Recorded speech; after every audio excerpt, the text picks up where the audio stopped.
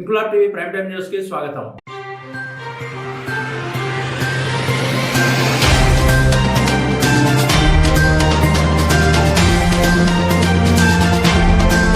Cantonment board nominated సభ్యుడు రామకృష్ణ అబద్ధపు మాటలతో ప్రజలను మోసం చేస్తూ పదవులు కాపాడుకుంటూ వ్యాపార లావాదేవీలకే అధిక ప్రాధాన్యతనిస్తున్నాడని ఎమ్మెల్యే శ్రీ గణేష్ విమర్శించారు. సోమవారం పికెట్లోని తన క్యాంపు కార్యాలయంలో జరిగిన విలేకరుల సమావేశంలో ఆయన మాట్లాడుతూ కంటోన్మెంట్ ఎమ్మెల్యేకు అవగాహన లేదని, రామకృష్ణ బోర్డు సమావేశంలో మాట్లాడడంలో అర్థం లేదని, ఎన్నికైన 6 నెలల్లోనే మంచినీటి సమస్యను తొలగించామని, కంటోన్మెంట్ లో తాము చేసిన అభివృద్ధి పనులకు చివరకు కోర్టుకు వెళ్లి మేమే అనుమతులు తీసుకొచ్చామని రామకృష్ణ చెప్పుకోవడంలో ఎలాంటి అర్థం లేదని ఆరోపించారు. కంటోన్మెంట్ లో రోడ్డు వేసే కాంట్రాక్టర్ ని మార్చాలని తాను డిమాండ్ చేశానని, దానికి ఓర్చుకోలేని రామకృష్ణ తనపై నిరాధారమైన ఆరోపణ చేస్తున్నాడని శ్రీ గణేష్ ఆరోపించారు. తెలంగాణ రాష్ట్రమంతా రిజిస్ట్రేషన్ ఛార్జీలు 7.5% ఉండగా కంటోన్మెంట్ లో మాత్రం 10.5% అధికంగా ఉన్నదాన్ని కేంద్ర ప్రభుత్వంతో మాట్లాడి తగ్గించి కంటోన్మెంట్ ప్రజలకు న్యాయం చేయాలని శ్రీ గణేష్ బోర్డు సభ్యుడు రామకృష్ణకు డిమాండ్ చేశారు. ఇంతకు ముందు ఉన్న ఎమ్మెల్యే దివంగత నేత సాయన్న బోర్డు సమావేశంలో పాల్గొని ఏమాత్రం ప్రశ్నించలేదని, తాను కూడా బోర్డు సమావేశంలో ఇలాగే ఉంటానని అనుకున్నారని,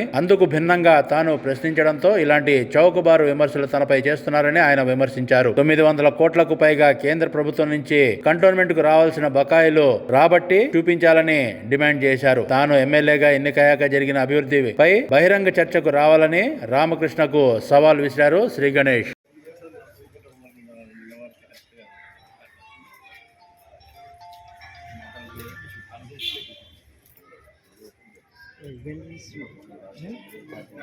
అందరికీ, మీడియా మిత్రులందరికీ నమస్కారం. ఈరోజు కంటోన్మెంట్ బోర్డ్ మీటింగ్లో పాల్గొనడం జరిగింది. మీటింగ్ ఒక ముఖ్య ఉద్దేశం ఏంటంటే, ఏదైతే వాళ్ళు ప్రతిపాదించారో బోర్డులో దాని గురించి సుదీర్ఘంగా చర్చించడం జరిగింది. ముఖ్యంగా ఫస్ట్ పాయింట్ అయినది సర్కులర్ ఎజెండాని పెట్టి దాంట్లో బోర్డులో పాస్ చేశారు. దాని మీద అడగడం జరిగింది. ఎందుకంటే ఏదైనా బోర్డు మీటింగ్లో పెట్టిన తర్వాత రెజల్యూషన్ పాస్ చేయాలి. ఇది బోర్డు మీటింగ్ లేకుంటేనే అర్జెంటుగా ఎందుకు పెట్టాల్సి వచ్చిందని కూడా అడగడం జరిగింది. దానికి వారు ఏదో రీజన్స్ చెప్పడం జరిగింది. అంత అత్యవసరంగా లేకుంటే బోర్డు మీటింగ్లో పెడితే ఏది అవసరమో తెలుసుకొని మాట్లాడతామని చెప్పడం జరిగింది. దాని గురించి ఒక వివరణ ఇవ్వడం జరిగింది. రెండవదికి వస్తే ఎలివేటెడ్ కారిడార్ గురించి చర్చకు వచ్చింది.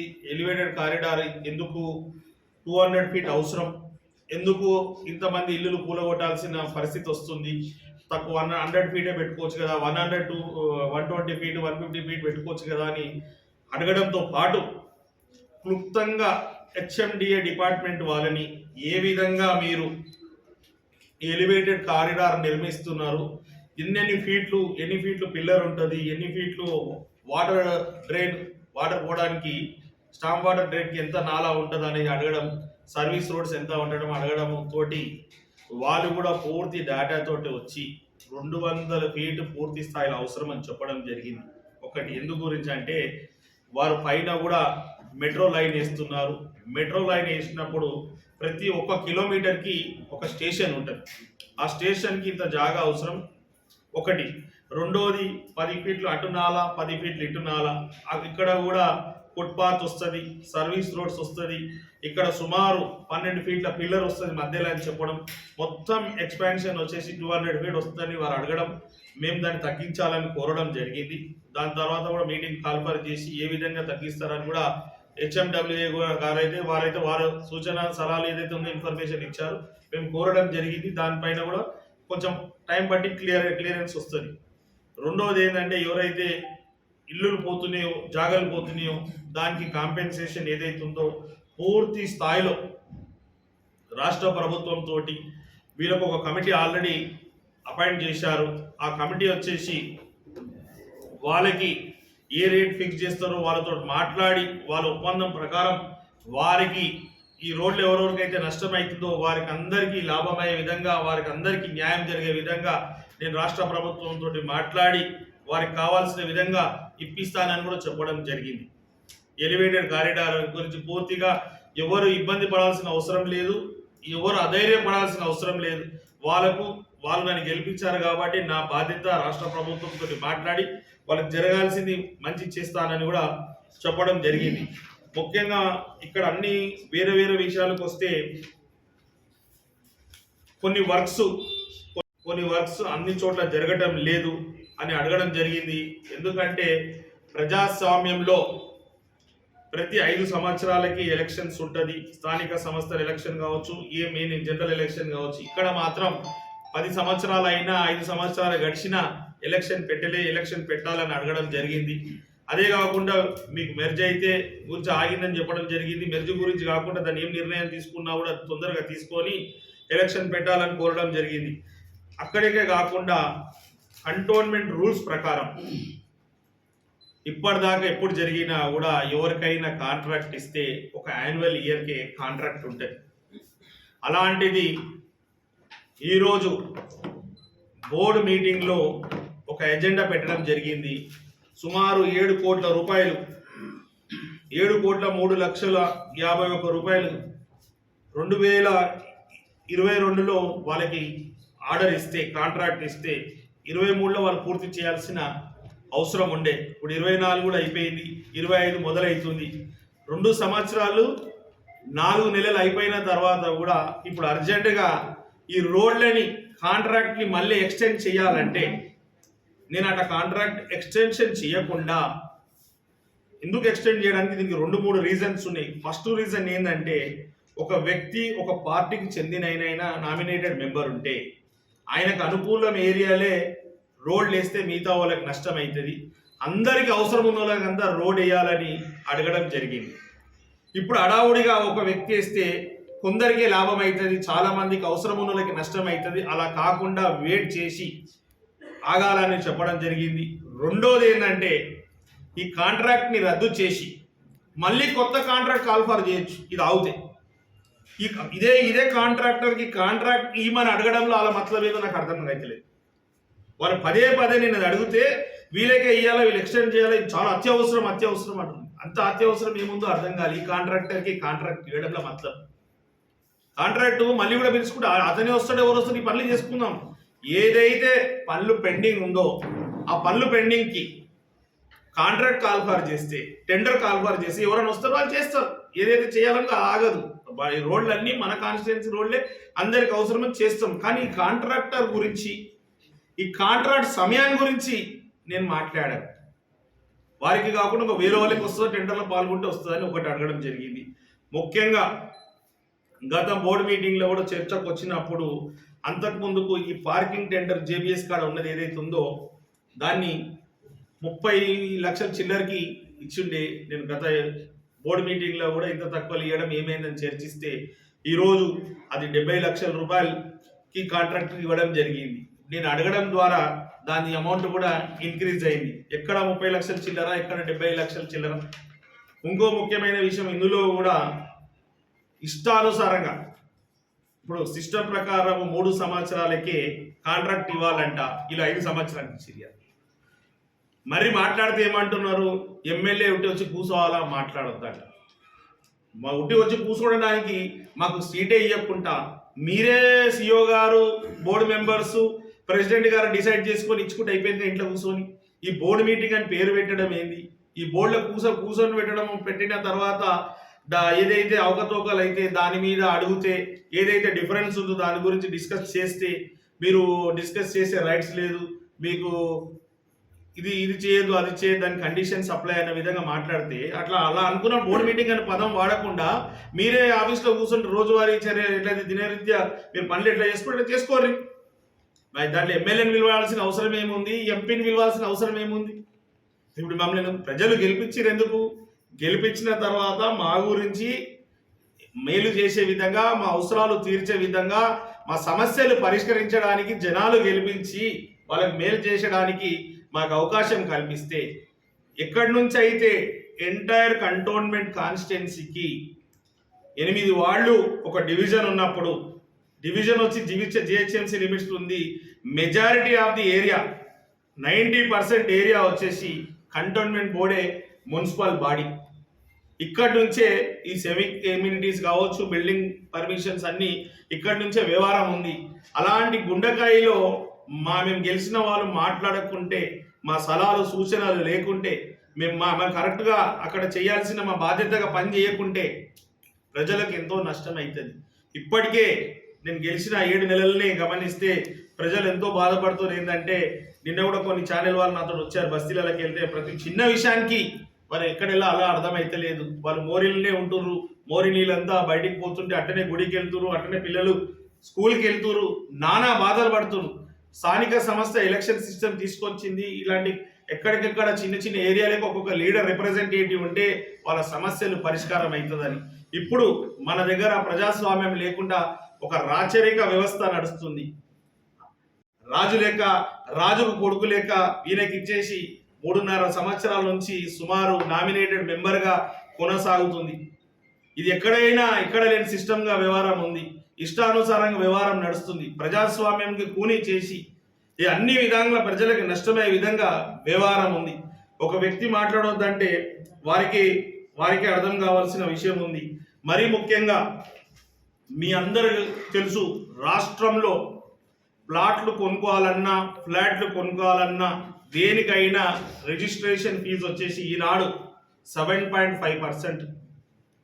వేరస్ మన కంటోన్మెంట్ బోర్డు లిమిట్ ఉన్న వాళ్ళకి 11%, 3.5% స్టాంప్ డ్యూటీ ఎక్స్ట్రా భారం. దాన్ని గతంలో సోకాల్డ్ నాయకులు ఇవాళ బోర్డులో మాట్లాడిన వాళ్ళు, పార్టీ వాళ్ళు, నేను సీనియరు, నేను బాగా చదువుకున్న వాడిని, చాలా అనుభవం ఉంది, చాలా అబద్ధం మాట్లాడగలుగుతా, ఏదైనా చేయగలుగుతా అనుకున్న వ్యక్తి ఇన్ని సంవత్సరాల నుంచి ఉండి ఈ 3.5% ఎందుకు ఎక్స్ట్రా కట్టాలా అని అడగలేదు, దీన్ని తగ్గించలేదు. 3.5% ఎక్స్ట్రా కడుతుంటే రాష్ట్ర ప్రభుత్వం పోతుంది, రాష్ట్ర ప్రభుత్వం నుంచి వస్తుంటే వచ్చే సమయంలో చూసుకొని కోర్టుకు పోతేనే వచ్చిందని చెప్పడం. మన చెక్ రెడీ ఉంటుంది, వాళ్ళు రేపు ఎల్లుండో అయ్యేకి రెడీ ఉంటారు, నేను కోర్టుకు పోతే తీసుకొచ్చినా అంటాడు. అరే నైనా నువ్వు కోర్టుకు పోయి తీసుకొచ్చిన నువ్వు అయితే ఇన్ని సంవత్సరాలు నువ్వు సర్వీస్ ఛార్జ్ ఎందుకు తీసుకొస్తావు? 900 కోట్లు సుమారు బకాయిలు ఉందని ఈరోజు బోర్డులో కూడా చెప్పడం జరిగింది. ఈ 900 కోట్లు తీసుకొస్తే మా ప్రజల మీద ఈ 3.5% భారం పడదు కదా, ఇన్ని సమస్యలు ఉండదు కదా, ఇన్ని సమస్యల బాధలు కాదు కదా. నీకు బోర్డు మీటింగ్లో గతంలో ఉన్న నాయకులు ఎవరు పట్టించుకున్నందుకు, బోర్డు మీటింగ్లో ఉన్నప్పుడు ప్రజలకు మేలే నిర్ణయాలు తీసుకోవాల్సిన అవసరం ఉంది. ప్రజల సమస్యలు పరిష్కారం కావడానికి తీసుకోవాలని నిర్ణయాలు. కానీ ఈయన వైస్ ప్రెసిడెంట్ ఉన్నప్పుడు, ఈయన మెంబర్ ఉన్నప్పుడు ఈయన తీసుకున్న నిర్ణయాలు ఏంది? గాంధీ కమ్యూనిటీ హాల్ ఉంది, పేద ప్రజలకు ఫంక్షన్స్ చేసుకోవాలంటే తక్కువ ధరలో తక్కువ రేట్ తోటి వాళ్ళు ఫంక్షన్స్ చేసుకుంటే దాని పక్కకు బోర్డు మీటింగ్లో రిజల్యూషన్ పాస్ చేసి అక్కడ ఒక డంప్ యార్డ్ చేసి ప్రజలకు ఇన్ని సంవత్సరాల నుంచి వాళ్ళు ప్రైవేట్ ఫంక్షన్ హాల్లో ఫంక్షన్స్ చేసుకొని నానా బాధలు పడుతున్నారు. వాళ్ళు ఫంక్షన్ చేసుకున్న రోజు సంతోషంగా ఉంటారు, తర్వాత బాధలు పడుకుంటూ పేద ప్రజలకు అందుబాటులో ఉన్న కమిటీ హాల్ని ఎవరైనా డంప్ యార్డ్ చేస్తే ఘనత ఎవరిది ఉందంటే గా గొప్ప వ్యక్తిదే. రెండో విషయానికి వస్తే, దేశంలో ఎక్కడో సుప్రీంకోర్టులో ఏదో ఆర్డర్ వస్తే కంటోన్మెంట్ బోర్డ్ డిఫెన్స్ ల్యాండ్ కావచ్చు, ఏవియేషన్ ల్యాండ్స్లో అక్రమాలతోటి ఎవరైనా ఆక్రమించుకుంటే వాళ్ళని రోడ్ హక్కు రద్దు చేయాలని అక్కడ తీర్మానం వస్తే హడావుడి చేసి కంటోన్మెంట్ బోర్డులో తీర్మానం చేసి కంటోన్మెంట్ బోర్డు ఎలక్షన్ నుంచి ఎవరైతే సివిల్ ఏవియేషన్ ల్యాండ్లో మరి డిఫెన్స్ ల్యాండ్ ఉన్న వాళ్ళది ఓటు హక్కు తొలగించారు. ఎవరైనా ప్రజలకు ఓటు హక్కు ఉండాలి, వాళ్ళకి మంచిది జరగాలని చూసుకుంటారు, కానీ వాళ్ళ ఓటు హక్కు తొలగించడానికి ఆ బోర్డు మీటింగ్ పాస్ చేసుకుంటే, అంటే మాట్లాడనోడు ఉంటే నీ ఇష్టానుసారంగా చేసుకోవాలా, ప్రజలకు నష్టం చేసుకోవాలా, మీరు ఇష్టం వచ్చిన కాంట్రాక్ట్ ఇచ్చుకోవాలా, మీకు ఇష్టం వచ్చే లాభం వచ్చే విధంగా మీరు చేస్తుంటే పక్కకు ఖాళీ కూర్చోవాలా. మాట్లాడితే అవగాహన లేదంట. నీకు అవగాహన ఉండి ఏం చేసినావు? నువ్వు అంత చదువుకొని ఏం చేసినావు? ఇన్ని సంవత్సరాల నుంచి నీటి సమస్య ఉంది. నీటి సమస్య పరిష్కరించడానికి ఈయన 2006 సుమారులో గెలిచినప్పుడు, అరేనా 8లో గెలిచినప్పుడు ఈయన బీఆర్ఎస్ లో జాయిన్ అయి అధికార పార్టీలు ఉండి ఈయన అధికార పార్టీ నుంచి కావాల్సిన నీళ్ళు తీసుకొచ్చిండా, టీపీటీ ఛార్జెస్ రద్దు చేసిండా? ఈయన ఏమి చేయలేప్పుడు. ఈ పార్టీలు ఉంటేనేమో బీఆర్ఎస్ ఉన్నప్పుడు కిషన్ రెడ్డి గారిని తిట్టాలి, మళ్ళీ బీజేపీ పోతే కేటీఆర్ని తిట్టాలి, మళ్ళీ మల్లారెడ్డిని జోకర్ అనాలి, మళ్ళా రాజశేఖర రెడ్డి గారిని పప్పు అనాలి. వాళ్ళు అనగానే 3 రోజులు ఈయన మీద ప్రెస్ మీట్ వెళ్ళి వాళ్ళు మాట్లాడితే ఈయన ఏటో బిజినెస్ చేసుకొని తిరుగుతాడు, కంటోన్మెంట్లో తిరగాడు. ఈయన వ్యాపారవేత్త, బిజినెస్ మ్యాన్. ఈయన పాలిటిక్స్ బిజినెస్. ఎవరిని అమాయకులను తీసుకోవాలా, బలి చేయాలా, పాలిటిక్స్ తోటి డబ్బులు సంపాదించుకోవాలా. మాకు రాజకీయం అంటే ఒక బాధ్యత. నాకు ప్రజలు ఇచ్చిన అవకాశం బాధ్యతగా వివరించాలి. నేను ఏది మాట్లాడినా ఆయన లేక అబద్ధం మాట్లాడలేను, ఇష్టం వచ్చినట్టు మాట్లాడలేను. ఆయన మాట్లాడితే గత 3 మీటింగ్లో మీరు అందరు ఉన్నారు, మీరు కూడా చూసిరు, ఇవన్నీ డెవలప్మెంట్ అవుతుంది కంటోన్మెంట్ బోర్డు పరిధిలో, మోదీ గారు ఫండ్స్ అని చెప్పారు. నేను సిఓ గారిని, ప్రెసిడెంట్ ఆఫ్ కంటోన్మెంట్ బోర్డుని అడిగాను, మోదీ గారిది ఏమైనా స్పెషల్ ఫండ్స్ వస్తుందంటే అలాంటి ఫండ్స్ ఏముండదండి, ఏమున్నా కంటోన్మెంట్ బోర్డు పరిధిలో ఉన్న ప్రజలు కట్టే ట్యాక్స్ తోటే కంటోన్మెంట్ బోర్డు రన్ అవుతుంది అని చెప్పడం జరిగింది. వేరాస్ మీ మీడియా ద్వారా నా కంటోన్మెంట్ ప్రజలకు విజ్ఞప్తి చేస్తున్నా, ఒక ఇన్ఫర్మేషన్ తెలిపిస్తున్నా, ఎనీ మున్సిపల్ బాడీకి స్టేట్ గవర్నమెంట్ ఒక స్టేక్ ఇస్తుంది ఆ మున్సిపల్ బాడీ రన్ చేయడానికి, ప్రజలకు అవసరం ఉన్న మౌలిక సదుపాయాలు కల్పించడానికి డబ్బులు ఇస్తారు. మొన్న కూడా మీకు తెలుసు జిహెచ్ఎంసీకి రాష్ట్ర ప్రభుత్వం 1000 కోట్లు కేటాయించారు. ఈ జిహెచ్ఎంసీ లిమిట్స్ ఉన్న అవసరాలు తీర్చడానికి, సమస్యలు పరిష్కరించడానికి. వేరాస్ మన కంటోన్మెంట్ బోర్డుకి ₹1 కూడా సెంట్రల్ గవర్నమెంట్ స్టేక్ వస్తలేదు. సెంట్రల్ గవర్నమెంట్ స్టేక్ వస్తే అనేక సమస్యలు పరిష్కారం అవుతుంది. వాళ్ళు చెయ్యంది ఎక్కడ నేను ప్రశ్నిస్తా అని, దాని గురించి నాకు అవగాహన లేదని చెప్పడం, నాకు నాలెడ్జ్ లేదని చెప్పడం, నీళ్ళ పట్ల నాలెడ్జ్ లేదని చెప్పడం, అక్కడ బస్తీలలో పోయి అమాయక ప్రజలని మాయమాటలు చెప్పి మోసం చేసి అన్ని అబద్ధాలు చెప్పుకుంటూ నీళ్లు రాష్ట్ర ప్రభుత్వం ఇస్తలేదన్నారు. ఈరోజు మీ అందరూ చాలా మంది ఉన్నారు బోర్డు మీటింగ్లా, మీ అందరి సమక్షంలోనే వాటర్ డిపార్ట్మెంట్ సూపరింటెండెంట్ అయిన రాజ్ కుమార్ గారిని అడగడం జరిగింది. మనకి ఎంత నీళ్ళు వస్తుండే గతంలో, వారు మనకు 6.9 MGD వస్తుందని చెప్పారు. కానీ ఇదే బీజేపీ పార్టీ వాళ్ళు ఎక్కడ వెళ్ళినా ఏం చెప్తున్నారు, నీళ్లు రాష్ట్ర ప్రభుత్వం ఇస్తలేదు. అయ్యా నువ్వు ఇన్ని సంవత్సరాల్లో ఏనాడైనా పోయి అడిగినవా? ఏనాడైనా నీళ్ళు కావాలని ప్రశ్నించినవా? నువ్వు అడగలేదు. నేను వచ్చిన 5-6 నెలలనే మా ప్రజల గురించి బాధ్యతగా పోయి గౌరవ ముఖ్యమంత్రి రేవంత్ రెడ్డి గారితో మాట్లాడి 1 MGD నీళ్ళు తీసుకొచ్చాను. ఈ 1 MGD నీళ్ళతో పాటు అంతకుముందు నీళ్ళు ఎక్కువ సప్లై చేస్తే దాని నీళ్ళ రేట్ ఛార్జ్ కూడా పెంచుతా అన్నారు. నీళ్ళ రేట్ పెంచనీయలేదు. గతంలో మనకు నీళ్ళు ఇస్తే పాత బకాయిలు చెల్లించాలన్నారు. ఈరోజు మీరందరూ సాక్షి, మీ మీడియా వాళ్ళందరూ, సిఓ గారు స్వయాన చెప్పారు 24 కోట్లు బాధ్యత డ్యూల గురించి ఒక మాట మాట్లాడలే, యథావిధంగా మాకు నీళ్ళు సప్లై ఇచ్చారు. ఉన్నారా? మీరు విన్నారు కదా. ఈతను ఏమంటాడు, మాకేదో భారం వేస్తున్నారు, మాకు రేట్ వేస్తున్నారు. ఈ రోజు ఇప్పుడు మీ ద్వారా ఛాలెంజ్ చేస్తున్నాను, ఎవరైతే మీ బోర్డు మీటింగ్లో మాట్లాడే వారిని మీరు లైవ్ తీసుకోండి. నేను ఏది మాట్లాడినా తను జవాబు ఇవ్వడానికి సిద్ధంగా ఉన్నా. ప్రతి information Hyderabad metro works department నుంచి మనకి ఎంత నీళ్ళు వస్తుందని ఇన్ఫర్మేషన్ తీసుకొచ్చాను, ఏనాడు నుంచి నీళ్ళు వస్తుందని తీసుకొచ్చాను. ఇంతకన్నా ఎక్కువ కంటోన్మెంట్ ప్రజలకు ఇంకో విజ్ఞప్తి, ఈరోజు కంటోన్మెంట్ బోర్డు జరిగిన విషయాల మీద ఒకటి ఏంటంటే, ఈ రేట్ ఆఫ్ సప్లై రేట్ తగ్గించాలి, అది అంటే నీళ్ళు సరిపోతలేదని చెప్పడం వీళ్ళు జరిగినా కూడా, గతంలోనే వీళ్ళతో నేను మాట్లాడుతున్నప్పుడు అడిగాను మనకు ఎంత నీళ్ళు కావాలని. మనకు 5.9 MGD సప్లై ఉంది, 6.9 MGD సప్లై చేస్తే సరిపోతుందని చెప్పారు. మీ అందరి ముందు కూడా అడిగాను, మీరే 1 MGD పెంచమంటే తీసుకొచ్చానని. అది కూడా సరిపోదంటే నేను బోర్డులో చెప్పింది ఏంటంటే, కంటోన్మెంట్ బోర్డులో ఉన్న వాటర్ డిపార్ట్మెంట్ని మీరు HMWSకి విలీనం చేస్తే పూర్తి స్థాయిలో కంటోన్మెంట్ ప్రజలకి రోజు నీళ్లు సరఫరా చేసే బాధ్యత కూడా నేను తీసుకుంటా అని చెప్పాను. HMWS డిపార్ట్మెంట్ కూడా is ready to take cantonment board water డిపార్ట్మెంట్ని, వాళ్ళు నీళ్లు సరఫరా చేయడానికి కూడా సిద్ధంగా ఉన్నారు. ఇన్ని పనులు state government and Shri Ganesh cantonment ప్రజలు ఒక సేవకుడు సేవ చేస్తూ ఏది మంచిది కాదు తీసుకొస్తా వారు మాట్లాడితే ఏం చేస్తారంటే ఎవరి మీద నిందేసేసి తప్పించుకొని హైలైట్ కావాలా ఆయన పేరు మాట్లాడాలని. ఎందుకంటే ఆయన 90% వ్యాపారం చేసుకుంటాడు, 10% బిజినెస్ పొలిటికల్ చేసుకుంటాడు. ఏమైనా ప్రజా సమస్య గురించి ఏమైనా ప్రస్తావించిందా? మాట్లాడితే ఆ కాంట్రాక్టర్ గురించి మాట్లాడిండు, ఆ డబ్బులు వస్తుంది 7 కోట్ల రూపాయలు కాంట్రాక్టర్ గురించి ప్రస్తావించిండు. కానీ ఏనాడైనా మనం ఏదైతే కాంట్రాక్ట్ ఇస్తున్నామో ఆ రేటు కరెక్టా కాదా, మనకు ఎక్స్పెండిచర్ తగ్గించడానికి ఏం చేయాలని ఆలోచించిన రోజే లేదు. మనకు రెవెన్యూ పెంచాలని ఆలోచన లేదు. రెవెన్యూ గురించి ఏం చేయాలని ఇలా అడిగిన కదా, కంటోన్మెంట్ బోర్డుకి సరిపోతలే డబ్బులు అయితే దీన్ని రెవెన్యూ ఎలా జనరేట్ చేయాలని కూడా నేను అడగడం జరిగింది. దానికి కూడా ఆలోచనలు పడ్డరు.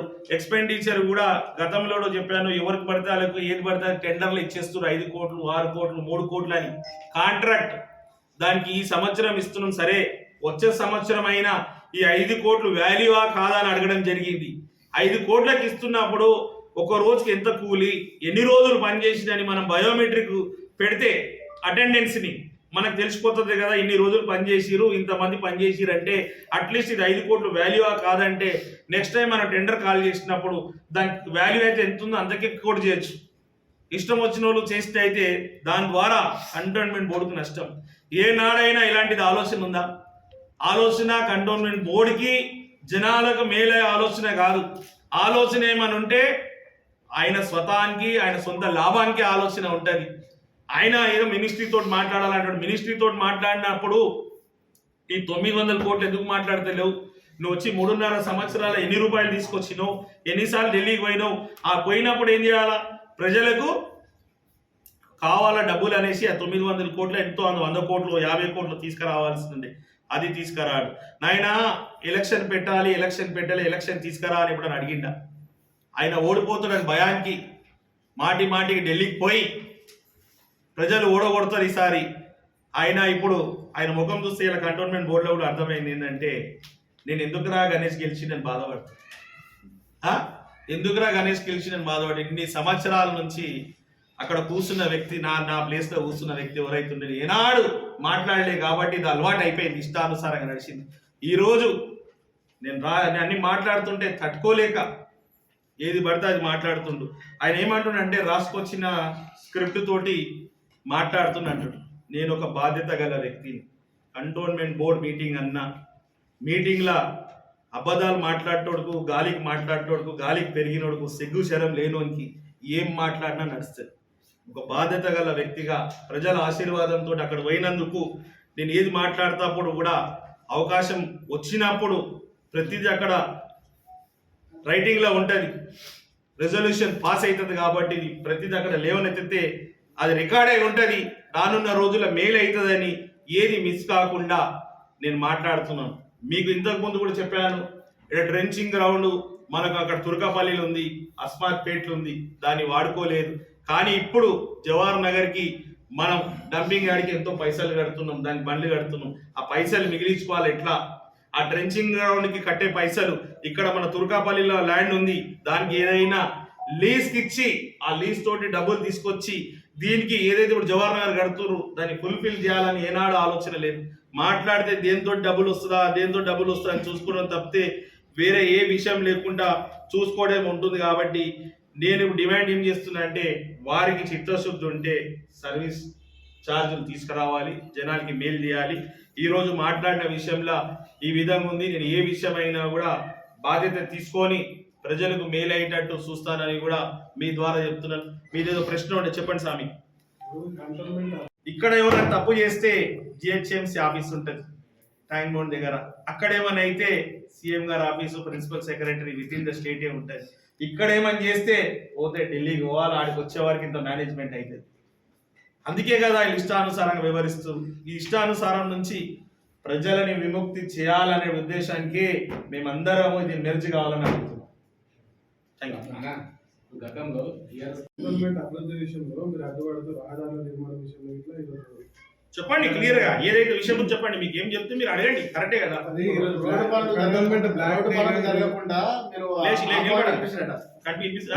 రోడ్డు పనులు చేయకుండా ఆపు అని చెప్పిల్లట. ఇది చాలా అవమానకరమైన విషయం. బ్లాక్ డే గా ప్రకటిస్తున్నాము. అసలు ఎమ్మెల్యే స్థాయిలో ఉన్నట్టు మాట్లాడే ఎంతవరకు సంబంధించుకుని ఇప్పుడు మీరు బాధ్యత అడ్డుకోలేదట ఇప్పటి వరకు. ఇప్పుడు 7 కోట్ల రూపాయలు ఈయన ఎవరికైనా కాంట్రాక్ట్ ఇస్తే ఇష్టానుసారంగా నేను ఒప్పుకోవాలన్నా మీరు చెప్పండి.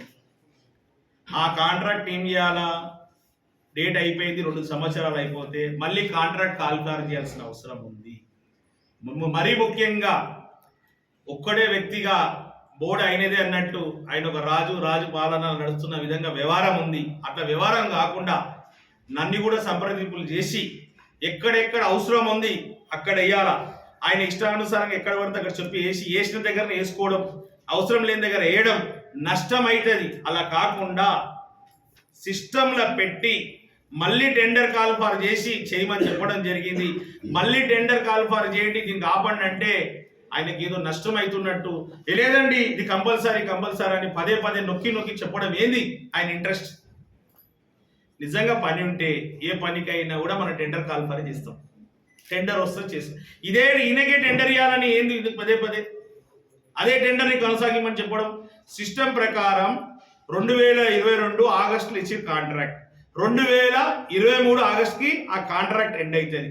ఇప్పుడు ఈ 2024 డిసెంబర్ చివరిలో ఉన్నాం మనం. 1 సంవత్సరం 4 నెలలు అయినాక అదే ఇంకో ఎక్స్ట్రా 2 years 4 months అయింది. 1 year లో కావాల్సి 2 years 4 months అయినాక మళ్ళీ అడావుడి చేసేది. నాకు ఇప్పుడు కొంతమంది చెప్తున్నారు ఏంటంటే, మీ మీడియాలో నుంచి కొంతమంది ఫ్రెండ్స్ వాళ్ళు అక్కడ కూర్చున్న వాళ్ళు చెప్పింది ఏంటంటే, రేపు పొద్దున ఎలక్షన్ వస్తే ఈ కాంట్రాక్ట్ ఈయన చేతుల నుంచి మిగతా బోర్డు మెంబర్స్కి పోవచ్చు.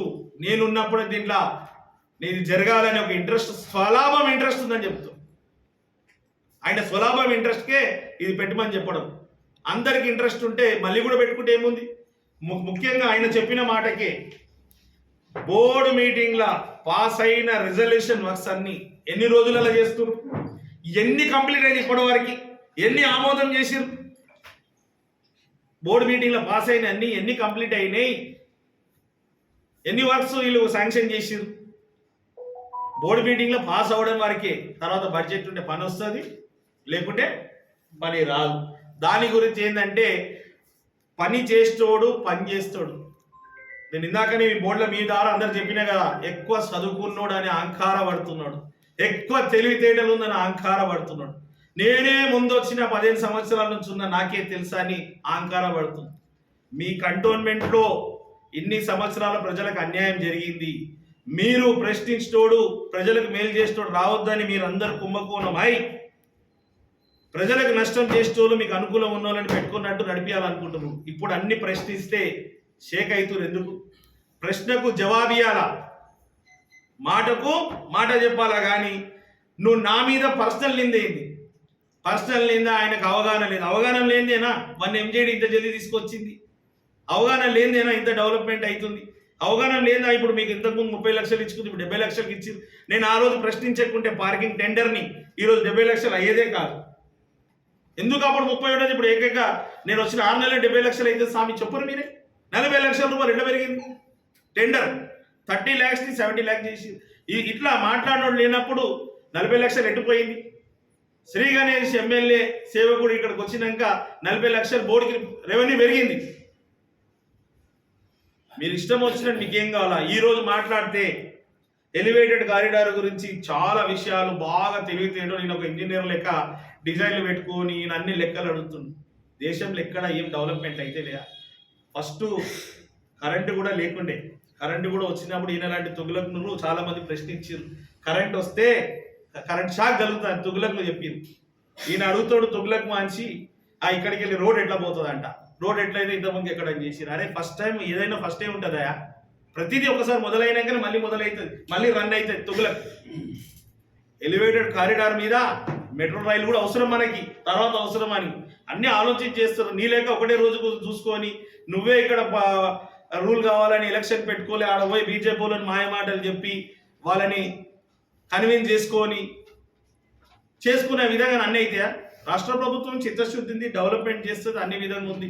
ఇక్కడ ఉన్నప్పుడు కిషన్ రెడ్డిని తిట్టి బీఆర్ఎస్ ఉన్న కిషన్ రెడ్డిని తిట్టాలా, బీజేపీలో పోతే కాంగ్రెస్ తిట్టాలా, ఒక పార్టీలో ఇంకోలు తిట్టి హైలైట్ కావాలా తప్పితే అటెన్షన్ డైవర్ట్ దొంగతనం చేసినప్పుడు మీరు చూస్తారు టీవీలలో పేపర్లలో ఏమన్నా కింద పడేసి ఆయన జోబులోకి వెళ్ళి కొట్టేస్తారు. ఈయన కూడా ఏంటంటే సమస్యలు పరిష్కరించక డెవలప్మెంట్ చేయక దొంగలేక అటెన్షన్ డైవర్ట్ గురించి శ్రీ గణేష్ గురించి మాట్లాడతారు. శ్రీ గణేష్కి నీకేం పొందుతున్నా, నేను వచ్చి 6 నెలలు అయింది, నువ్వు 10-20 సంవత్సరాలు బాగా చదువుకున్నావు, బాగా సీనియర్, బాగా అనుభవం, కంటోన్మెంట్ ఏం డెవలప్ చేసినావు, కంటోన్మెంట్ ప్రజల గురించి స్కూల్స్ గురించి ఏం ఆలోచించినావు, కంటోన్మెంట్ చదువుకున్న పిల్లలు కాలేజ్ గురించి ఏం ఆలోచించినావు, కంటోన్మెంట్ క్రీడాకారుల గురించి గ్రౌండ్ గురించి ఏం ఆలోచించినావు. నీ మొత్తం సంవత్సరంలో ప్రజా జీవితంలో నీ అటెండెన్స్ చెక్ చేసుకో, నా అటెండెన్స్ చెక్ చేసుకో. నేను ఎన్ని రోజులు ప్రజా జీవితంలో ఉన్నా, నువ్వు ఎన్ని రోజులు ప్రజా జీవితంలో. ఎలక్షన్లో నువ్వు మాయమాటలు చెప్పి పైసలు ఇచ్చి మ్యానిపులేట్ చేసుకొని అన్ని జరిగిపోతుంది. రానున్న రోజుల్లో ప్రజలకు మేలే విధంగా కంటోన్మెంట్ బోర్డు మీటింగ్ ఉంటుందని, అజెండాలని పాస్ అవుతుంది. ప్రజలారా దయచేసి, నేను ఆయన లేక అబద్ధం మాట్లాడలేను, ఆయన లేకు క్రిటిసైజ్ చేసి వ్యంగ్యంగా మాట్లాడే అలవాటు లేదు, నాకు ఆలోచన లేదు. నా సమయం అంతా కంటోన్మెంట్ని డెవలప్ చేయాలా, కంటోన్మెంట్ ప్రజలు సంతోషంగా ఉండాలనే ఆలోచన తప్పితే కొంతమంది రాజకీయ నాయకులు, కొంతమంది వెల్విషర్స్, కొంతమంది బట్టేబాజు చూడగాళ్ళు మాట్లాడితే మాటకు అన్న నువ్వు మాట్లాడు వాళ్ళు మాట్లాడతారంటే, ఇప్పుడు ఆ చూడగాళ్ళ లెక్క నేను చేయలేను కాబట్టి, ఆ చూడ లెక్క నేను మాట్లాడలేను కాబట్టి నా పని డెవలప్మెంట్ చేయాలా. డెవలప్మెంట్ మీద చర్చకు ఏ రోజైనా సిద్ధం. మీ మీడియా ద్వారా మీరు ఎప్పుడు వేదిక పెట్టినా వాటర్ డిపార్ట్మెంట్ వాటర్ ఎంత డెవలప్మెంట్ తీసుకొచ్చాము, ఏ రేట్లు ఇచ్చినాం కులంకుశంగా ఇవాళ వివరించడం జరిగింది. ఇవాళ టీపీటీఎస్ నెక్స్ట్ బోర్డు మీటింగ్ లో కూడా నేను ఇంకో విషయం ఇప్పుడు అడ్వాన్స్ చెప్తున్నా, 3.5% కూడా జనాలు కట్టొద్దని కూడా డిమాండ్ చేస్తున్నా. కట్టుకున్న 3.5% జనాలు కడుతున్నందుకు ఈయన నాయకులు అసలు ఆడి పోతలేడు, సర్వీస్ ఛార్జర్ తెస్తలేరు. ఈ 3.5 ఆపితే జనాలు అందరు సెరింగ్ అవుతారు. 3.5% ఎందుకు ఎక్కువ కట్టాలండి? రాష్ట్రం అంతటా 7.5% స్టాంప్స్ అండ్ డ్యూటీ ఛార్జెస్ ఉంటే మన కంటోన్మెంట్ బోర్డు లిమిట్స్ లో ఉన్న వాళ్ళు 11% ఎందుకు కట్టాలా? 3.5% ఎందుకు ఎక్కువ కట్టాలి? నేను ఇప్పుడు కాదు, దీని రిజల్యూషన్ పాస్ చేసినాక నేను డిమాండ్ చేస్తే అప్పుడు కాదు. ఇప్పుడైతే ఈ రోజుకైతే ఏమంటున్నా, రిజల్యూషన్ ఏం చేసినాం వారు, నేను కూడా వీళ్ళు లెటర్ ఇస్తారు, ఆ లెటర్ సీఎం గారి దగ్గరికి వెళ్తుంది. వెళ్ళినాక ఈ పైసలు రిజిస్ట్రేషన్ ఆఫీస్ నుంచి స్ట్రైట్ అవే కంటోన్మెంట్ బోర్డుకి వస్తాండి. ఎందుకంటే స్టేట్ గవర్నమెంట్ ఇచ్చేస్తుంది. కాకపోతే సిస్టమ్లో ఆయన ముఖ్యమంత్రి సిస్టమ్ పనిచేస్తుంది, కొంచెం లేట్ అవుతుంది. లేట్ కాగానే ఏ రోజు వస్తుందని ఆడ ఆఫీసర్ ఉంటాడు, చెక్ రెడీ ఉంటుంది. రాగానే నేను ఏం చేస్తాడు, కోర్టుకు పోతాడు. ఆఫీసర్లకు ఫోన్ చేస్తాడు, వారం రోజులు 10 రోజులు చెక్ రిలీజ్ చేయకుండా కానీ కోర్టుకు పోయి అడ్మిట్ గా నేను ఇస్తేనే తెచ్చింది. అట్లా అన్ని కోర్టుకు పోయి తెచ్చేటి అంటే ఈజీగా వచ్చేస్తాయా? ఎన్ని కేసులు పోగానే ఇట్లా వచ్చేసినాయి. వచ్చేదానికి కోర్టుకు పోతాడు కానీ రాని దానికి ఏం అడిగాడు, అన్ని చూడటం అక్కర్. చలో, థ్యాంక్ యూ. ఇన్క్లాబ్ టీవీ వీడియోలు మీకు నచ్చినట్లయితే లైక్ చేయండి, షేర్ చేయండి, కమెంట్ చేయడం మర్చిపోకండి. సబ్స్క్రైబ్ చేయని వాళ్ళు వెంటనే సబ్స్క్రైబ్ చేసుకోండి. మా వీడియోలు మీరు వెంటనే చూడాలనుకుంటే కింద ఉన్న గంట సింబల్ని గట్టిగా కొట్టండి.